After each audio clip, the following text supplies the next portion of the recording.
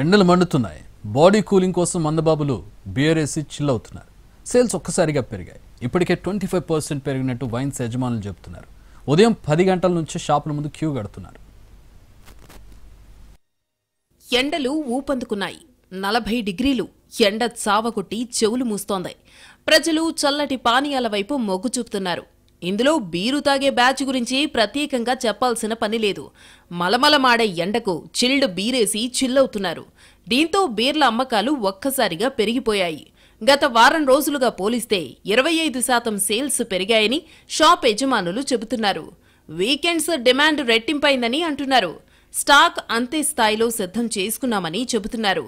మున్ముందు బీరు విక్రయాలు రికార్డు స్థాయికి చేరతాయని అంటున్నారు. బార్లు, రెస్టారెంట్లు, మద్యం దుకాణాలు బీర్ స్టాక్ను సిద్ధంగా ఉంచుకుంటున్నాయి.